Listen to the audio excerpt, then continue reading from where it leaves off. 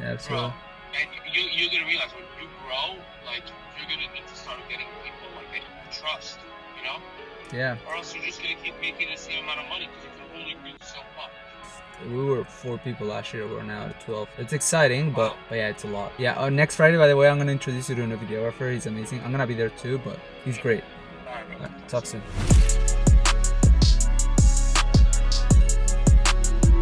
What's up, guys? Welcome to a new video. It's currently Wednesday and I am heading to a content session. We have a FVD marketing content session, so our new videographer is going to be there and we're going to be shooting in Jersey City. I actually booked a studio for 2 to 3 hours. We do this usually once or twice a month. We want to definitely focus on a lot of advertising campaigns, advertising creatives. We want to redo our VSL, potentially some YouTube videos in long form content. But like I said in my last video, we focused in the last 2 months on building the team, rebuilding the systems that were going to help us scale, because we were scaling too fast and we're at a point where the agency was breaking just because a lot of things were relying on me or certain people, and we needed to rebuild the agency. So that's what I've been investing on in the last 2 to 3 months instead of investing in ads.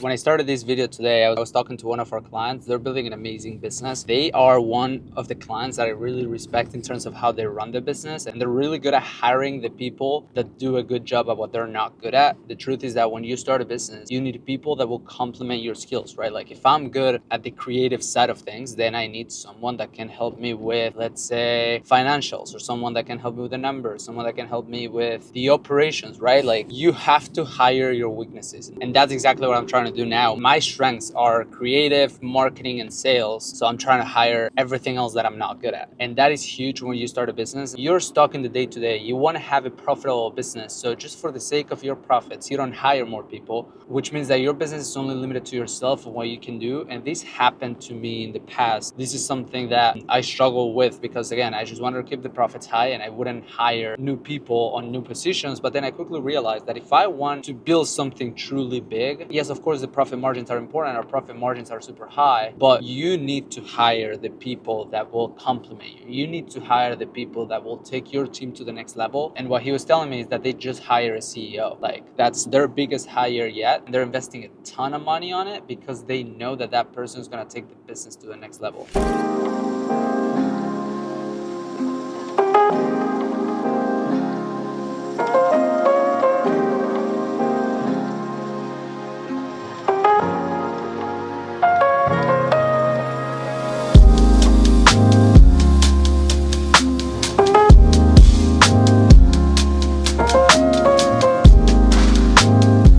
So we've done that in the past, but no, it's important that we send it back to the client, but you notify them in case they want to check it. Feel free to do so. Here's the link. So it seems to be working for the moment. Okay, great. All right, have a good one. So just finished the content session not too long ago. That was like 10 minutes ago. And I was on the phone talking to our account manager. She's one of the new hires that we made and she's been great so far. We've been having really good conversations. She's helping a lot with transferring the systems into Asana. So like implementing those systems that we created and making sure that the team is on top of that as well. So the systems run well, but if you don't have the right people running the systems, then it's not gonna work. The people are more important than the systems.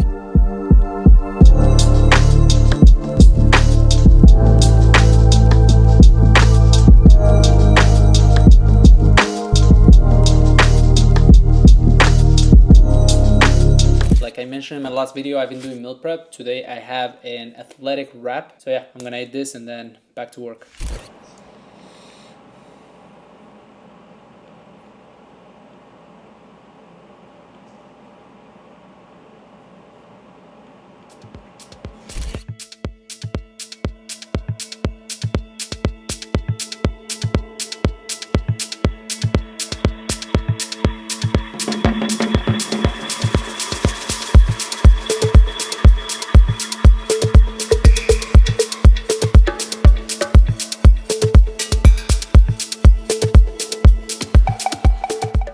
What's up, guys? It's currently Friday. I didn't pick up the camera for a long time after we went to EP, but I finally did. I'll catch you up later today, but now we're gonna play some soccer at 7 a.m.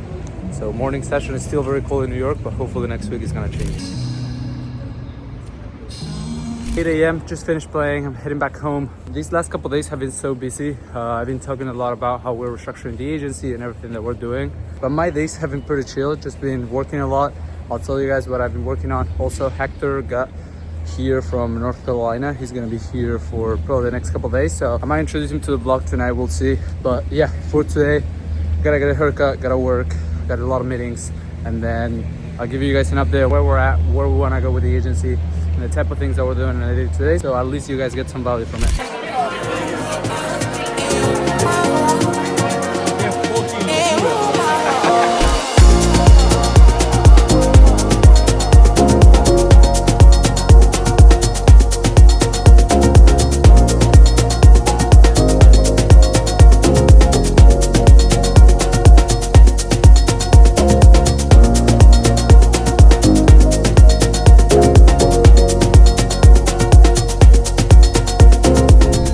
I'm just gonna say I'm the king of New York, and I don't even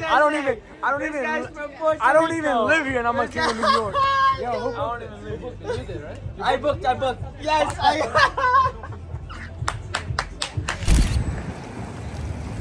So this is Hector.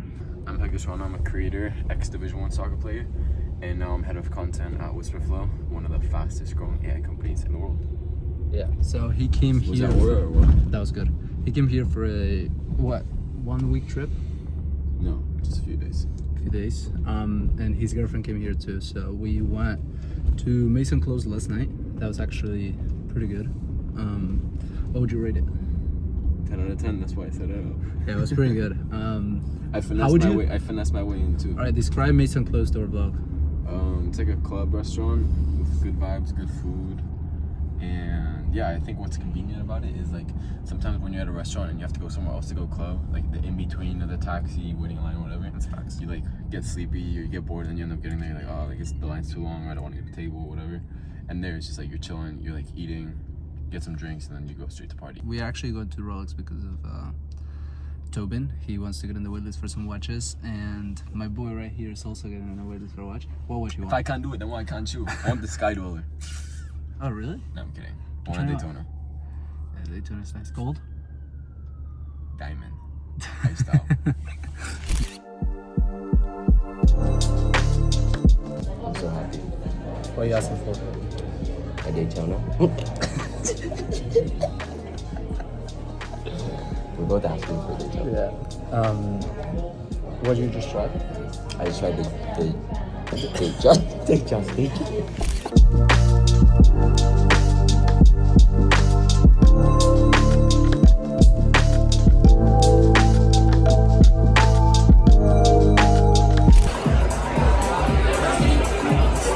This cake is so cute! I like it!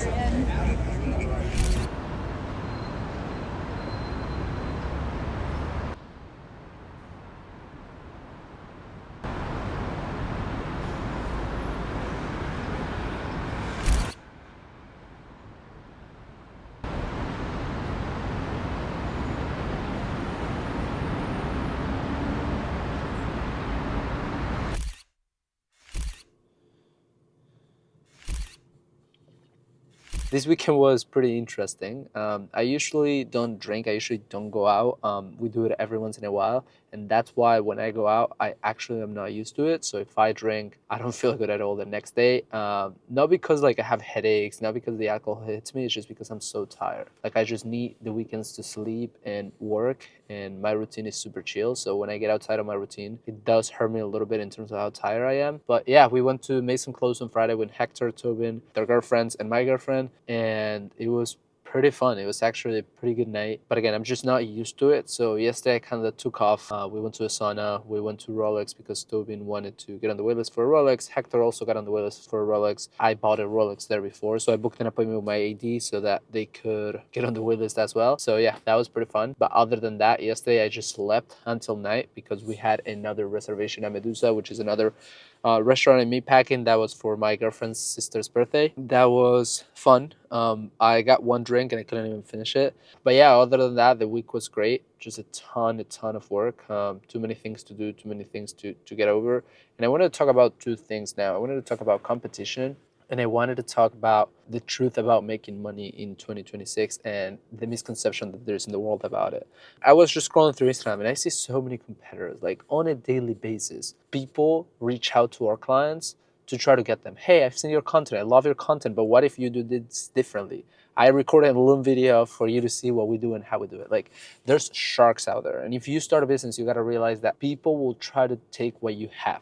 People will try to be you. And the best thing that you can do when there's competition, because there always will be competition, is focusing on yourself. If you keep focusing on other people, if you keep focusing on other businesses, you are becoming distracted, because now you think, oh, what if we do this differently? What if we change our offer from this to this because of the competitor? Why don't we decrease our prices? Why don't we make this cheaper so that clients come to us instead of them? The best thing that you can do is figure out how you can get better. You know what you have to do on a daily basis. Just go ahead and do it. Just focus on yourself. Yes, you can always see the competition. You can always see what they're doing. You can sometimes benefit from it. But for you to go crazy and freak out because there's competitors is ridiculous. There's competitors everywhere. Like, think about New York City. Think about how many coffee shops there are in New York City. One on every single block, but they still win because they've become different and they become better. So how can you be different and better? And once you focus on that and you do that consistently for a long period of time, you will realize that focusing about the competition was always very stupid and you should have never done that.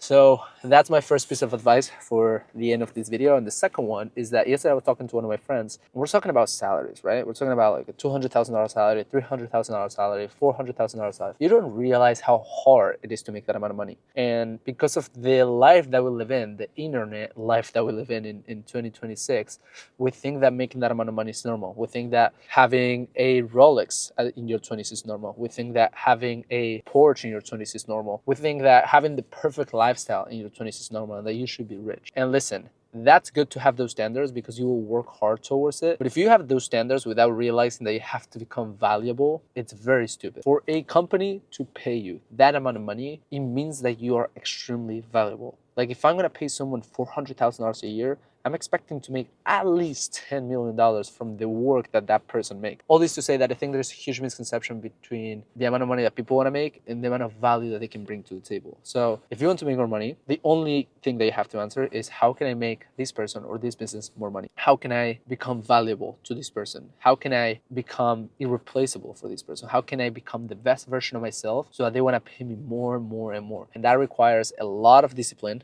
a lot of self-development, a lot of work ethic. Like, can you work 80 plus hours a week? Like, can you be consistently getting better? And the truth is that majority of people can't. Like, I'm going to be completely honest. 95% of people cannot work on a Sunday, cannot work on a Saturday, cannot wake up at 4 a.m. Like, whether you wake up at 4 a.m. or stay till 2 a.m. working is the same. I don't care if you're a morning person or a night person, you're working the same amount of hours. But what I'm saying is that, can you put in the work that is required to get there? You have to become valuable. Like, you have to become an asset to these companies and to these businesses for them to pay you the amount of money that you want to make. And I think that a lot of times we don't realize that. And there's just so many skills that you have to learn. Like, for example, as a business owner myself, I started being good at social media, but then I quickly realized that if I want to run a business, I need to be on top of my financials. I need to be on top of my marketing. I need to be on top of my sales. I need to learn how to lead a team. Like, there's so many skills that you have to develop as a business owner. So if you want to change your reality, first change your mindset. Understand that for you to get to your goals, you need to become valuable. And once you become the most valuable person that you can be, you're going to get paid for it, because you're going to have so many skills. You're going to be so good at the thing that you'll be able to make businesses more money. You'll be able to make people more money, and you're just gonna get paid for it. So yeah, with that being said, I'm gonna end the vlog here. It's not the most fun vlog ever, but this is what my life looks like. This is why I make those videos, to show you the truth of running a business and to show you the lessons that I learned along the way. And with that being said, I hope you guys liked the video. I hope you guys enjoyed it, and I hope that most importantly, you were able to get some value from it. And with that being said, I'll see you guys in the next one.